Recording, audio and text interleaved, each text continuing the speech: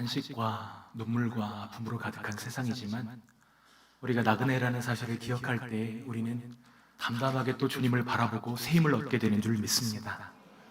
나의 가는 길을 오직 그가 아시나니 그가 나를 단련하신 이후에 내가 정금같이 나오리라. 한번 옆에 분에게 인사하셨으면 좋겠습니다. 나그네 길에 만나게 되어서 참 반갑습니다. 네.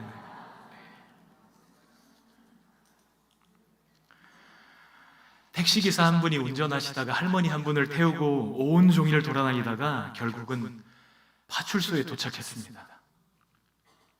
기사가 탄식을 쏟아냅니다. 아니, 어떻게 이럴 수가 있냐는 것이죠. 반듯하게 차려입은 할머니 한 분이 택시를 잡으셔서 태웠는데 딸네 집에 갑시다 쪽지를 내미는 거예요. 이제 그 쪽지에 적힌 대로 모셔다 드리는데 근처에서 전화를 걸었습니다. 근데 딸의 반응이 너무나 냉담한 거예요. 누가 노인을 모셔오라고 했습니까? 난 모르니까 당신이 책임지세요. 그리고 전화를 끊어버렸다는 거예요. 기사는 다시 할머니를 모시고 처음 계시던 장소로 돌아왔습니다. 이번에는 며느리에게 전화를 걸어서 사정을 이야기하는 거예요. 딸네 집에 갔었는데 여차저차해서 지금 이렇게 왔으니 할머니 좀 모셔가시오. 며느리가 이야기합니다. 어머니가 딸네 집 가신다고 나가셨으니 우리는 모르는 일입니다. 전화를 끊어버렸어요. 그래도 하는 수 없어서 아들 집에 모셔다 드리려는데 할머니가 한상꽃 집을 모른다고 그러시는 거예요. 할머니에게 치매 증상이 있으셨던 것이죠. 결국 파출소까지 오게 되었습니다. 딸은 아들에게 책임을 넘기고 아들은 딸에게 책임을 넘기고, 여러분, 이런 풍경을 바라볼 때 우리도 모르게 탄식이 터져 나옵니다. 이런 가정을 치료할 수 있는 방법은 무엇이죠? 아들과 딸과 엄마의 마음이 이어지게 할 수 있는 방법은 무엇일까요? 저는 그것이 복음이라고 믿습니다. 예수님이 그 마음에 오실 때에 수많은 관계들이 회복되는 것을 보았습니다. 욥기를 묵상하면서 우리에게 탄식은 낯선 풍경이 아닙니다. 그런데 욥기가 우리에게 말하려고 하는 것은 인생은 탄식이다, 이런 이야기가 아니에요. 그 탄식을 들으시는 구원자가 우리에게 계시다, 이것을 이야기하고 싶은 것입니다. 우리에게 구원자가 가까이 계시다는 거예요. 구약의 이스라엘 백성이든 신약의 그리스도인이든 하나님의 백성은 선교적 소명으로 이 땅에 보내졌습니다. 하나님 나라의 대사로서 이 땅 가운데 살면서 하나님과 세상 사이에 다리를 놓는 것이 하나님이 우리에게 주신 소명인 줄 믿습니다. 왕 같은 제사장으로 우리가 심긴 작은 세상의 선교사로서 하나님을 드러내는 것이 우리의 사명인 것이죠. 하나님의 메시지로서 우리가 언제 어디서 누구와 무슨 삶을 살든지 우리의 미션은 하나입니다. 하나님의 의를 우리의 삶으로 드러내 보이는 것입니다. 본문을 묵상하면서 4,000년 전 이 땅에 살았던 욥의 이야기를 우리로 읽게 하시는 하나님의 마음을 생각하게 됩니다. 욥기 1장 8절에 하나님이 말씀하십니다. 함께 읽어볼까요? 내가 내 종 욥을 주의하여 보았느냐? 그와 같이 온전하고 정직하여 하나님을 경외하며 악에서 떠난 자는 세상에 없느니라. 지금 하나님이 그 종 욥을 사단에게 자랑하고 계십니다. 욥은 그의 삶 전체로 하나님을 보이는 삶을 살았던 하나님의 자랑입니다. 하나님은 욥을 통해 우리에게도 말씀하십니다. 나는 너의 삶을 통해서, 네가 너의 삶을 통해서 나를 세상에 보여주기를 원한다. 내 의가 너를 통해 네가 심긴 세상 가운데 드러나기를 원한다. 어떻게 하면 우리도 욥과 같은 증인으로 살아갈 수 있을까요? 어떻게 하면 우리도 우리의 삶으로 하나님의 의를 보이는 삶을 살 수 있을까요?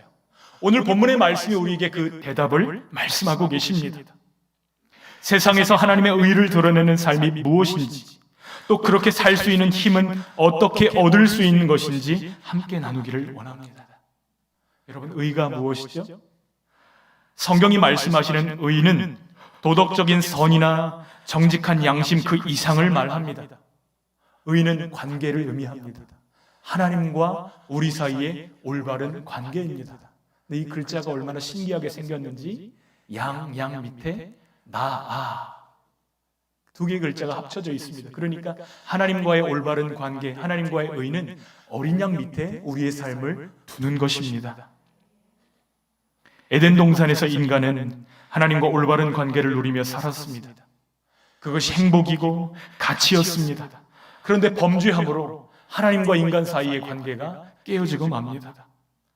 아담이 하나님이 금하신 그 열매를 먹고 죄를 지었을 때 그가 보인 반응이 있어요.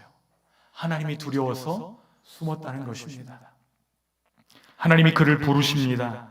아담아, 아담아, 내가 어디 있느냐? 하나님이 모르셔서 그 이름을 부르신 것인가요? 아닙니다. 하나님은 늘 부르시던 그 음성으로 아담을 부르십니다. 하나님이 사람을 만드실 때 사람과 하나님이 사랑할 수 있도록 그런 관계로 영적인 존재로 만드셨잖아요. 아담아 부를 때 나랑 사귀자 이렇게 부르시는 것인데 죄를 짓자마자 아담은 하나님의 낯을 피해 숨게 된 것입니다. 하나님과의 관계, 그 중심 관계가 깨어지자 자기 자신과의 관계가 깨어지고 이웃과의 관계가 깨어지고 자연 세계와의 관계가 파괴되는 것을 볼 수 있습니다. 우리가 경험하는 모든 고통과 불행, 그 중심에는 하나님과의 관계가 있다는 것을 기억하시기 바랍니다. 놀라운 사실은 아직 성경이 기록되기도 전 그리스도의 구원과 회복의 역사가 있기 2000여 년 전에 욥이 그 의미를 드러내 보이는 선교적인 삶을 살았다는 것입니다. 우리는 어떻게 우리의 의를 얻을 수 있습니까? 우리의 행위로, 우리의 공로로, 우리의 자격으로 이 의를 얻을 수 있는 방법은 없습니다. 로마서 3장 20절 말씀 읽겠습니다. 그러므로 율법의 행위로 그의 앞에 의롭다 하심을 얻을 육체가 없나니 율법으로는 죄를 깨달음이니라. 행위로 의롭게 될 수 있어요, 없어요? 없다는 것입니다. 의는 오직 예수님으로부터만 옵니다. 예수님이 십자가에서 죽으심으로 그분의 의를 우리에게 전가시켜 주실 때 하나님 앞에 우리가 의롭게 되는 것입니다.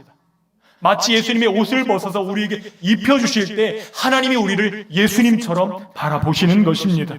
이것이 의입니다. 그래서 주님이 주시는 의는 우리의 행위로 이루어지는 것이 아니고 우리의 행위로 주어지는 것이 아니고 예수님을 믿음으로 그 관계로 주어지는 것을 믿습니다. 그런데 이 의를 구성하는 아주 중요한 네 가지 요소가 있습니다.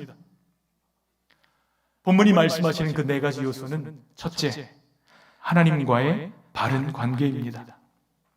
욥은 삶 속에서 하나님과 바른 관계를 유지하기 위해서 무척이나 애를 썼던 것을 발견하게 됩니다. 24절로 28절 말씀 함께 읽습니다. 만일 내가 내 소망을 금에다 두고 순금에게 너는 내 의뢰하는 바라 하였다면 만일 재물의 풍부함과 손으로 얻은 것이 많음으로 기뻐하였다면 만일 해가 빛남과 달이 밝게 뜬 것을 보고 내 마음이 슬며시 유혹되어 내 손에 입 맞추었다면 그것도 재판에 회부할 제약이니 내가 그리하였으면 위에 계신 하나님을 속이는 것이리라. 지금 욥은 하나님과 자신과의 관계를 무척이나 소중히 여기려고 애쓰고 있는 모습을 보게 됩니다. 그 첫 번째는 재물에 소망을 두지 않았다는 것입니다. 행동이나 마음으로도 죄를 짓지 않습니다. 오늘날 사람들은 금에, 재물에 그 소망을 두고 살아갑니다. 돈을 하나님처럼 소중히 여기지만 욥은 거기서 행복과 안녕을 찾지 않습니다. 그것이 우상숭배라는 것을 분명히 알았기 때문이에요. 여러분, 무엇이 우상이죠? 하나님보다 더 사랑하고 하나님보다 더 마음 쓰고 하나님보다 더 내 삶의 중심에 있는 것이 우상입니다. 거기 마음을 빼앗기지 않았다고 고백하는 거예요. 욥이 살던 시대에는 해와 달을 숭배하던 우상이 만연해 있었습니다. 그래서 내가 섬기는 태양에게 입을 맞출 수 없으니까 손에다 대신 입을 맞추고 그 손을 들어 올리는 것이죠. 그래서 운동선수들이 가끔 이런 세리머니를 하는데 정말 그 의미를 알고 하는 것일까 생각될 정도입니다. 태양을 섬기는데 만날 수 없으니까 손을 맞춰서 이렇게 올리고, 달을 섬기는데 달을 만나 뵐 수 없으니까 입을 맞춰가지고 올려드리는 행동을 사람들이 했단 말이죠. 근데 욥은 그런 행동들에도 유혹을 받지 않았다고 고백합니다. 하나님과의 관계가 가장 소중했기 때문입니다.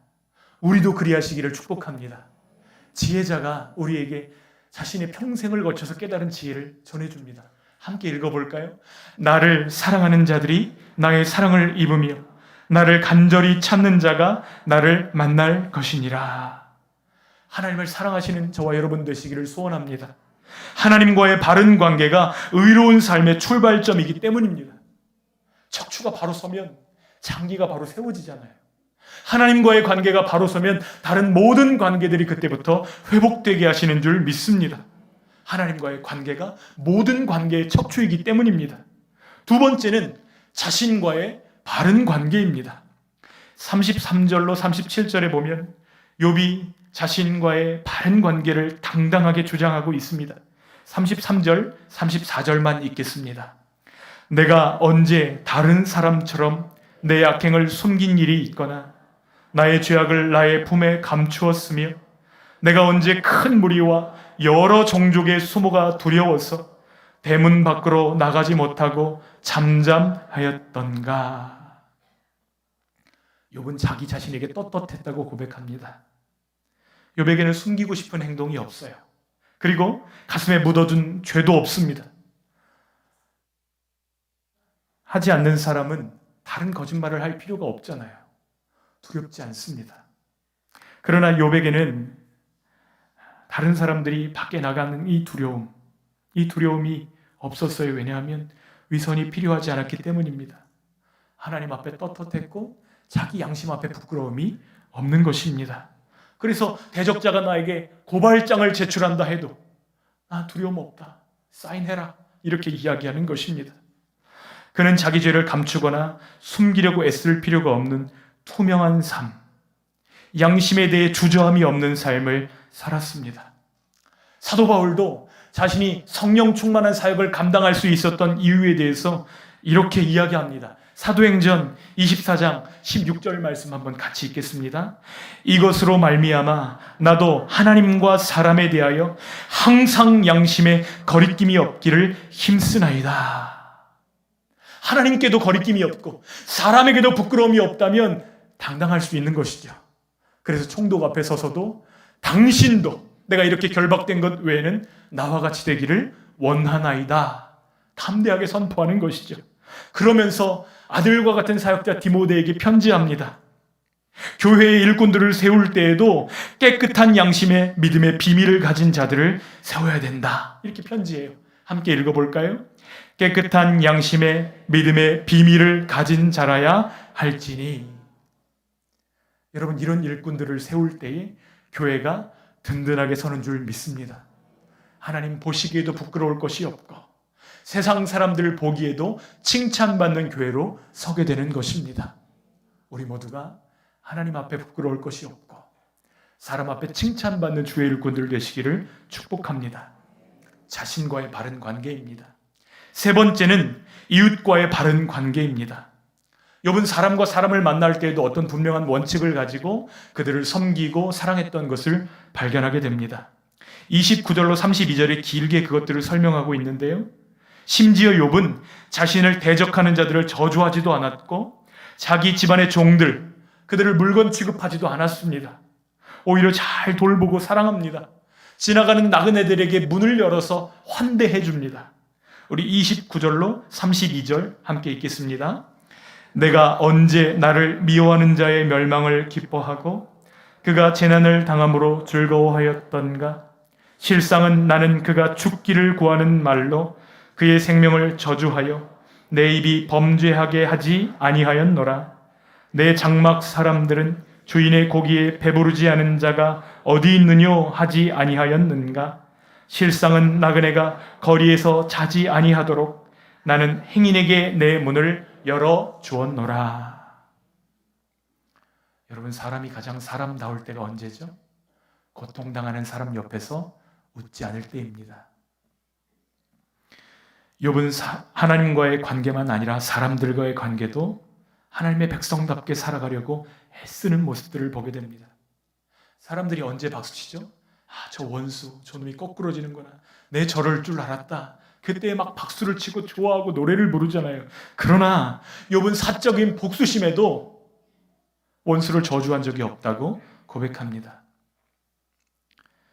사실 욥은 31장 전체를 통해서 자신이 이웃들과 어떤 관계를 맺어왔는지 길게 설명하고 있습니다. 9절에 보니까 이웃을 향해서, 13절에 보니까 그의 피고용인들을 향해서, 16절로 21절에는 사회적인 약자들을 향해서, 29절에는 원수들을 향해서, 32절에는 나그네를 향해서 어떻게 사랑을 베풀었는지 말하고 있습니다. 여러분, 이 사랑은 하나님 사랑하는 사랑에서 비롯되는 줄 믿습니다. 어떻게 꼴보기 싫은 사람을 사랑해 줄 수 있어요? 내가 받은 용서, 내가 받은 사랑, 예수님의 사랑을 바라볼 때 그 힘을 부어주시는 줄 믿습니다. 하나님과의 관계의 열매로서 파생적으로 나타나는 관계들입니다. 그래서 예수님은 이렇게 말씀하십니다. 먼저 해야 될 것과 나중 해야 될 것이 있는데 37절로 40절 한번 같이 읽어볼까요? 예수께서 이르시되 내 마음을 다하고 목숨을 다하고 뜻을 다하여 주 너의 하나님을 사랑하라 하셨으니 이것이 크고 첫째 되는 계명이요 둘째도 그와 같으니 내 이웃을 내 자신같이 사랑하라 하셨으니 이 두 계명이 온 율법과 선지자의 강령이니라. 자기 집에서 일하는 사람들이 배불리 먹을 수 있도록 창고를 열었습니다. 그냥 어떻게 하면 잘 부려먹을 수 있을까? 여기에 관심이 있는 것이 아니라 어떻게 하면 이들의 삶을 복되게 할 것인가? 어떻게 하면 이 사람들이 나 때문에 배부름을 얻게 할 것인가? 여기에 집중하고 있는 모습을 보게 됩니다. 욥이 살던 시대는 여행이 어려운 시절이었습니다. 변변치 않은 여관 하나 없는 그때에 욥이 자신의 집을 열어서 나그네들을 환대하는 모습들을 잊지 않았습니다. 모르는 사람에게 집문 열어주는 것이 쉬워요? 어려워요? 어렵습니다. 그러나 하나님을 의지함으로 하나님의 사랑을 기억함으로 그 일들을 행했다는 것을 알 수 있게 됩니다. 소망하기는 우리 때문에 우리와 함께한 사람들이 배부르게 되기를 소원합니다. 우리 때문에 우리와 함께 일하는 분들이 부유하게 되시기를 축복합니다. 하나님이 우리를 복의 통로로 부르셨기 때문입니다. 마지막 관계는 자연과의 바른 관계입니다. 욥은 토지 소산과 소유주, 농사꾼들에게 어떤 자세를 취하고 있는지 38절로 40절 말씀 읽겠습니다.